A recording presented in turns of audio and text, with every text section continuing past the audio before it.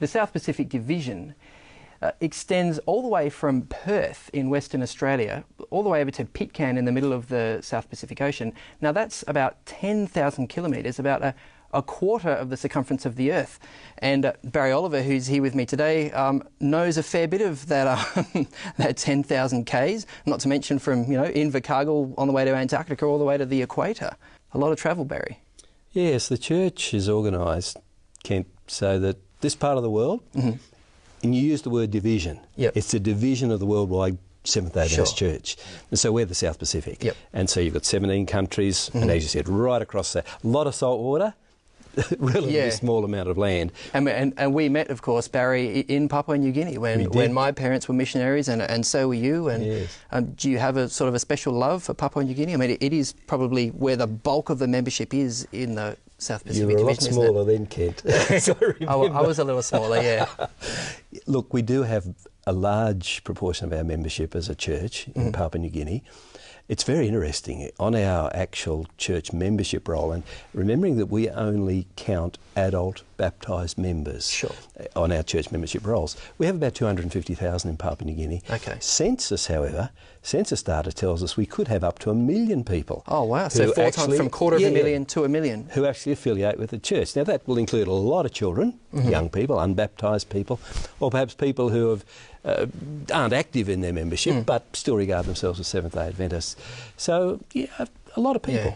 I mean, Christianity generally has done really well in the Pacific Islands, hasn't it? I mean, about what, in the early 1900s or late 1800s, you had Christian missionaries bringing the gospel, and people were living in some pretty, extreme circumstances there. Well, it was actually earlier than that. Even earlier. It was really the beginning of the 19th century, the early 1800s, where Christian missionaries first started to arrive in the Pacific and made a fairly immediate impact, although, again, it grew over time. And the reason for that is traditionally the people of the Pacific were animists.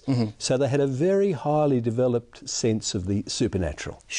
And when Christianity came and the stories of Scripture and the intervention of the supernatural in the affairs of humankind, well, that appealed to the people very much.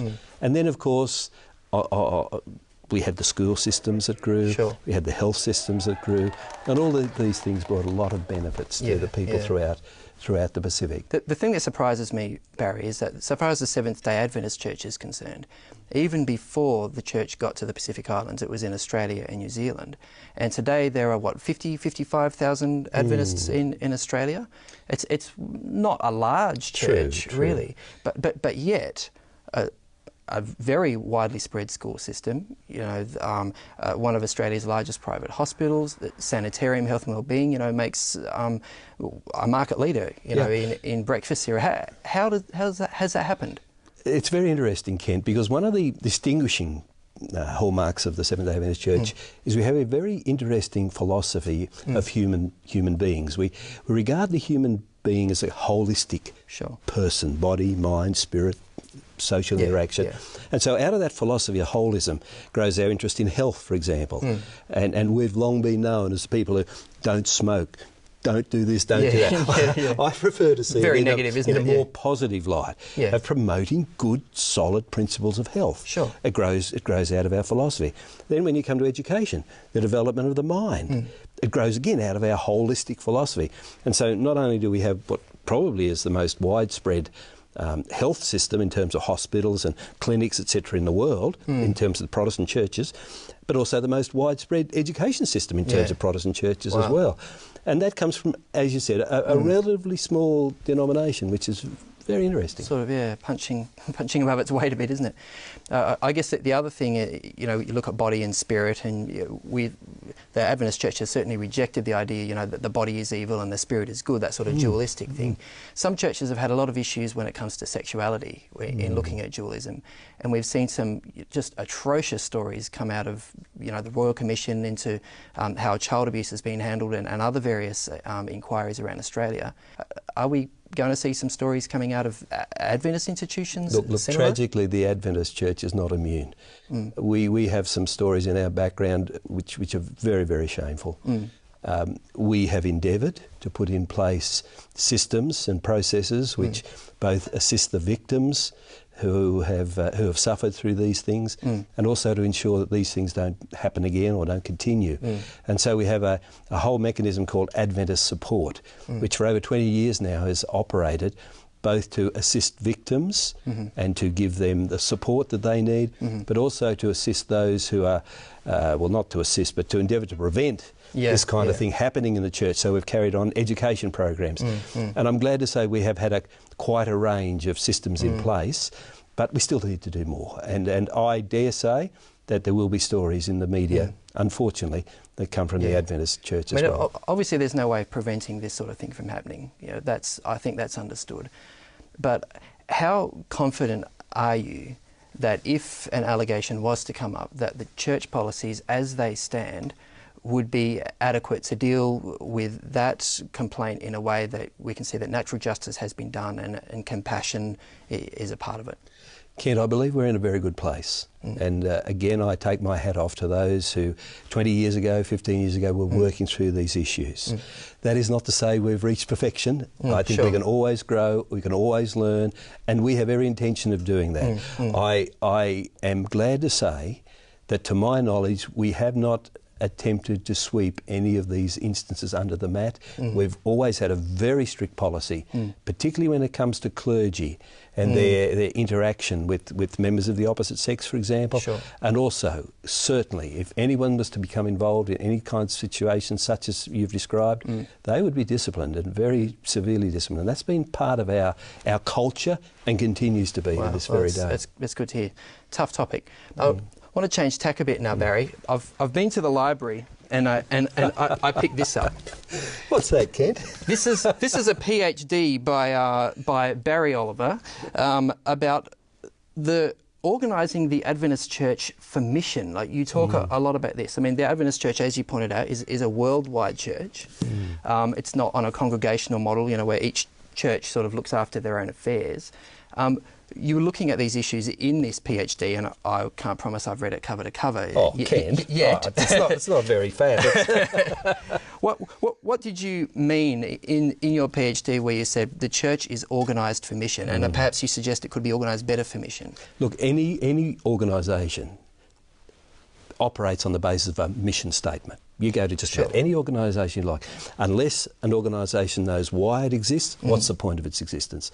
The same is true for any church organisation.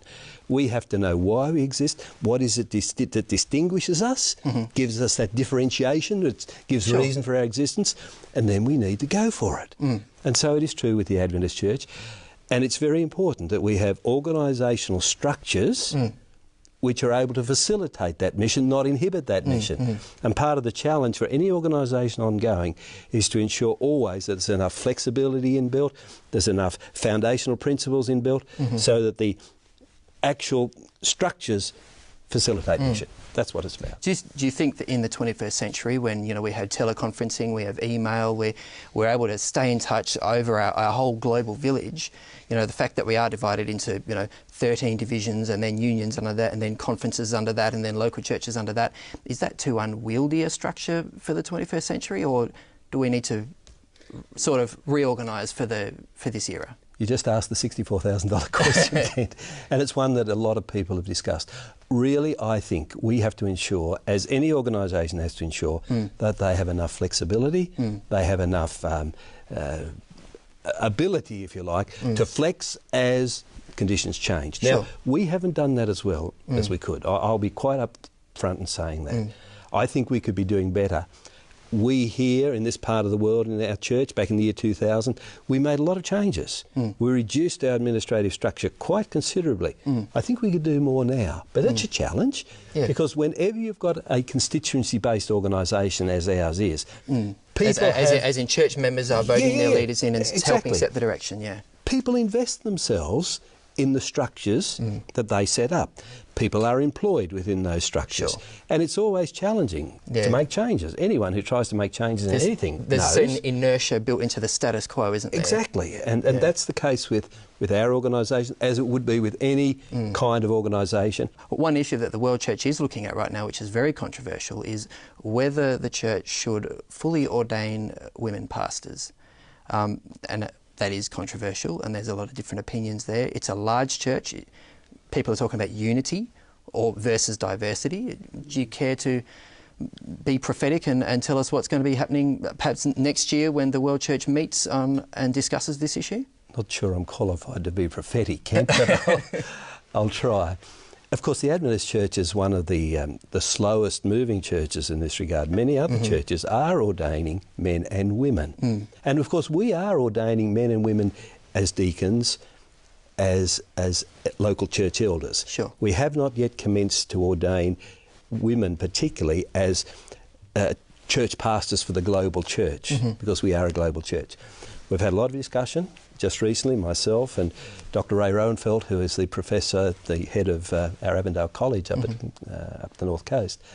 We sat on a global Theology of Ordination Committee, looking at the various options and positions that people hold. It's very interesting. At the end of the day, when the final survey was taken among those who are part of this committee, a large number actually felt as though we should move ahead in one way or another in recognising men and women as ordained pastors. Even if it's a matter of letting individual areas of the World Church make their own decisions. I think that's the way forward. I think that is the way forward, to allow some diversity in order to maintain unity as we move forward. And we have two major global meetings of the church, one in a couple of months' time, one next year, which will have a lot of input into this discussion. And I'm looking forward to that. Now, Barry, before we finish, just back to organising for mission, because obviously I'm not in a position to tell my church how to organise itself. You are to a limited sense. Well, what would you say to an individual Christian, whether they're an Adventist or from another church? How can we organise our lives for mission?